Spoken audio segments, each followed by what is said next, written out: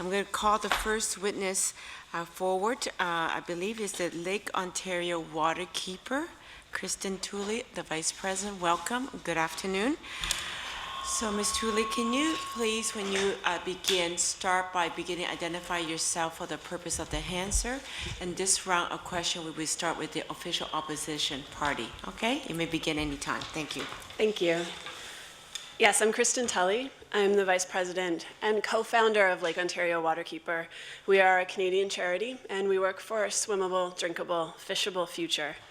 We have Canada-wide programs, such as our swim guide and the National Water Centre, but I'm here today to talk about the lake that sustains more Canadians and more Ontarians than any other body of water, which is Lake Ontario. At Waterkeeper, we believe that the way we treat our waterways reflects our true values as a society. By extension, how we treat Lake Ontario reflects the true values of Ontarians. The science on microbeads is clear and uncontested. Other speakers have summed it up well, so I won't spend much time rehashing what others have said today. The bill itself is also 6 short sections. It speaks for itself. So I don't think my job is to explain those things to you. My goal today is to help you understand why this bill, as Waterkeeper understands it, is important to Lake Ontario and to Great Lakes communities. In the handout that you have, there's a stress map of the Great Lakes. As you can see, Lake Ontario is not doing well. Red indicates a high level of stress, and every square kilometer of Lake Ontario is at risk. We didn't get to this point because people got together and said, hey, we should go and destroy the Great Lakes. We got here because too many people said too many times, this is just minor harm, or we can wait, someone else will fix it. With microbeads, we can't afford to make the same mistake. Microbeads harm the lakes directly. They also threaten to undermine 30 years of investment in Great Lakes restoration and protection. I have a poll. I'd like you to raise your hand if you are having fish from Lake Ontario for dinner tonight. For the record, I believe that Minister Murray raised his hand. One of the largest bodies of fresh water on Earth is a few blocks away from us, yet we source our food from other places. Many Ontarians have this notion that Lake Ontario has always been a lost lake. That's just the way that it is. For the first 20 years of my life growing up in Oshawa, I thought I'd grow a third eye or an extra arm if I touched the lake. I didn't go swimming. I definitely didn't eat the fish.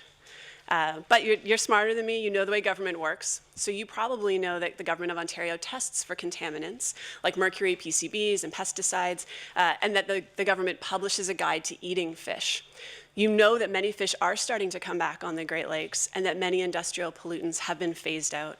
Using that guide, you know that you can safely eat certain fish from the Great Lakes. But you're still not eating Lake Ontario fish for dinner tonight. So the commercial fishery collapsed years ago. That's part of the problem, overfishing and pollution.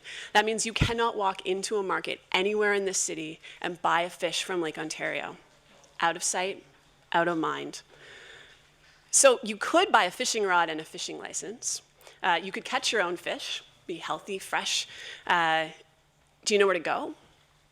If you wanted to catch a fish for dinner tonight, with 70% of nearshore habitat paved over or filled in, we've made it incredibly difficult to feed yourself dinner. So let's say you beat the odds. You know there are fish in the lake, you know you can eat them, you know where to find them, you've gone, you've caught one, it's dinner time.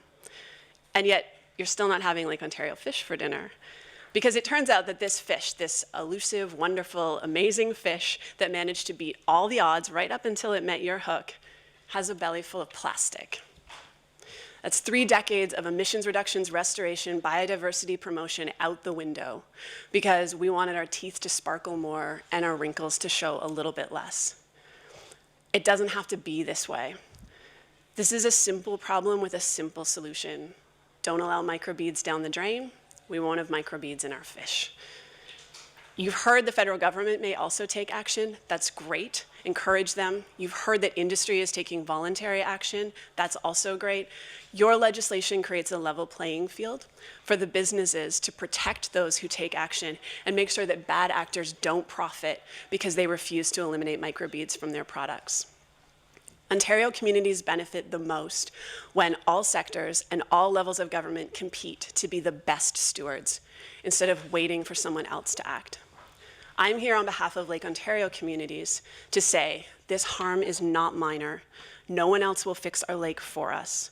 a swimmable, drinkable, fishable future is possible, but only when decision makers like you at pivotal moments like this take action. So thank you, and I'm happy to take your questions. Thank you very much, Ms. Tully. Before I turn over to Mr. Fidel, I want to recognize Minister Murray being present here today. Mr. Fideli. Thank you very much. I'm only going to take a moment to make a comment before I hand it over to MPP Thompson. I want to make two comments. I think I'm having Lake Nipissing pickerel tonight for dinner, just so you know. Excellent. But I want it noted on the record, the stress level of the lakes. I think it also matches the stress level in our society. Do you see how you get further north where I live? How the stress is gone? And I'm just thinking about heading home and turning from red to blue overnight from a stress level. I just wanted to make that comment. Now I'm going to pass it over to MPP Thompson for the real debate.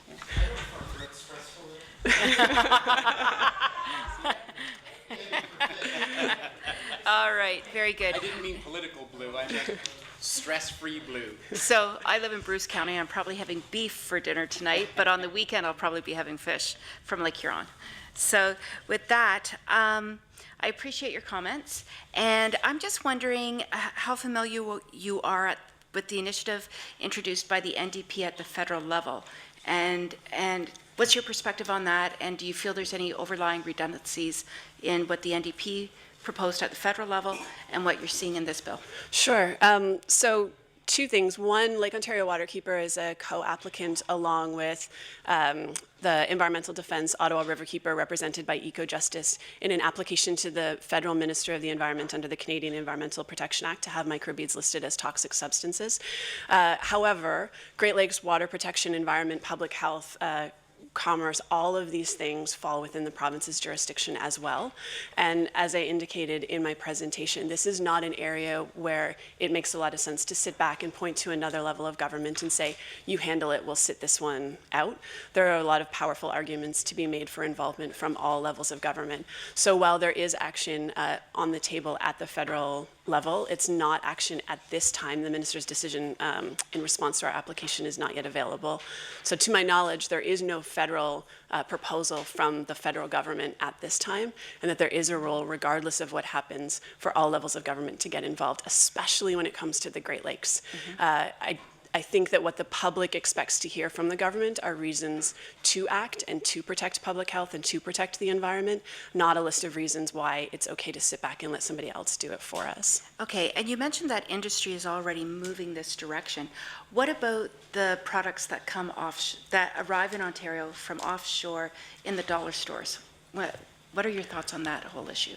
Well, my understanding from reading the legislation is that the sale of those products within the province of Ontario would be prohibited, and so it would fall under the same practices or protocols or responses that any time somebody's behaving contrary to the law in Ontario, the same type of penalties or enforcement mechanisms would fall into place.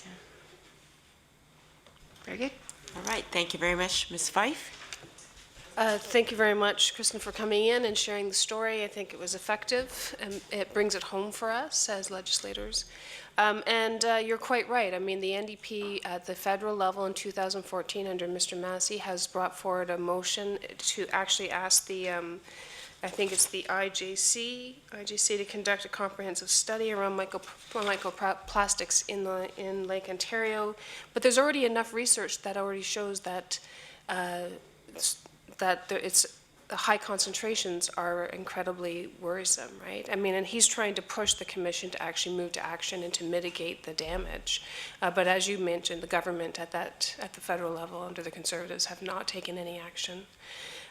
So it leads me to question, though. I mean, I think we're all in agreement that this is a serious environmental issue, and have you, in your discourse with the government, asked why this can't be a government bill? Because if it's a government bill, it has more weight. If it's introduced by the Minister of the Environment, there's the weight of that ministry behind it. So right now, private members' bills are effective advocacy and education tools, but a government bill would be law. So do you want to comment on that, please? Sure. I'll confess that my knowledge of political workings is fairly simplistic, so I can't really comment other than to say that when leadership is required, I think it's important that people stand up and take action. At Waterkeeper, our job is to represent the interests of the lake and to speak wherever there is a forum, anytime that we're invited to speak to these issues, and that perhaps it's a question better directed to the cabinet itself as to their position on the issue. But you do agree that there's an urgency here, and there's a need to accelerate protective measures and mitigate the damage of microbeads? Yes, I would agree that there's an urgency. So just to put it into context, microbeads and microplastics generally are an emerging contaminant of concern on the Great Lakes. We do a lot of beach cleanups and waterfront work, especially through our swim guide and our recreational water users programs at Waterkeeper. Almost 80% of the debris that we're finding on the shorelines of the Great Lakes right now is plastics. And so microbeads is just the tip of the iceberg when it comes to the impact of these materials on the lakes. And the longer we wait, the more harm is done to the environment, yes. Okay, thank you very much for coming in today. Ms. Lalonde? Thank you. Well, thank you very much. I know it was a short notice, as I mentioned earlier, but thank you very much for being here today and talking about the bill. Oh, okay. I just wanted to also maybe make you aware that today we passed Bill 77, which is my colleague's private members bill, and it's actually going to become law. So, you know, I know private members bills sometimes don't carry that much weight, but I'm not saying what the government will be doing, but certainly the intent is to continue the discussion and making sure that we're protecting our Great Lakes. Maybe I'm going to ask you, what would be the impact, or if we were to do nothing to stop microbeads from entering the Great Lakes, is there sort of any feasible way to remove the microbeads from our water and ecosystem? Feasible probably depends on how much money you're willing to spend. So my understanding is that microbeads are filtered out of drinking water when it's brought in, so microbeads aren't coming out of our taps. So there is filtration technology. I don't know whether that's actually feasible to institute that at every wastewater treatment plant. And as you are probably aware, we're plagued with combined sewer overflows and outdated infrastructure in most of our urban centers in Ontario. So even if we do retrofit every sewage treatment plant and wastewater treatment plant in the province, we still have massive releases to the environment from combined sewer overflows, which have no proper filtration at all. So the only way to ensure that microbeads are not making it into the natural environment is to make sure that they're not going down the drain in the first place. In terms of their impact on the environment, so there's the physical effect, there's the filling up of the fish. They also concentrate and spread contaminants, so there's a water quality impact. They cover the floor of the lake, the beds of rivers, so there's a suffocation effect that they have. They prevent plants' life from growing, so there's a huge ecosystem-wide effect. And because they don't break down in the natural environment, that's one of the main concerns. This isn't a problem that's going to go away if we leave it alone for a couple of weeks. So the longer we delay taking action, the more plastics in the environment, and it's there for years and years and years to come. I don't know if you know, but I just want to put on record, I was very happy this morning that we passed Bill 66, which is the Great Lakes Always Act, or Protection Act. Pardon me? You know, so I'm happy to tell you this. I know how passionate you seem about the Great Lakes, so we passed second reading this morning also, so just for your FYI. You know, I guess my understanding is that this is a growing problem, and I think you referred to how we can easily eliminating it. Maybe just tell me what would be your recommendation as a private member's bill that this would be moving forward? Sorry, could you clarify the question? So basically what I'm trying to say is, you know, we know it's a growing problem. Mm-hmm. It is an issue in our Great Lakes. So what would be your recommendation to make sure that this doesn't happen again?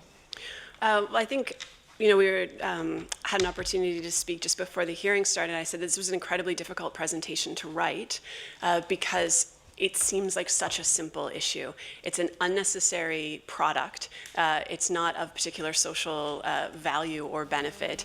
There are alternatives that are environmentally friendly, so there's not an engineering or technical difficulty. So it doesn't, to me, make a lot of logical sense from a science or research point of view that this is a matter of great debate. We know what the problem is. We know how to solve the problem. It's an easy solution. There's consensus on the science. There's consensus in industry. There's consensus within government. So I guess the only recommendation I have is that this shouldn't take very long. Thank you. Right. I appreciate. Thank you very much, Ms. Tully. Thank you for your presentation. The next group coming forward is the Environmental Defense, I believe is Nancy Gucci.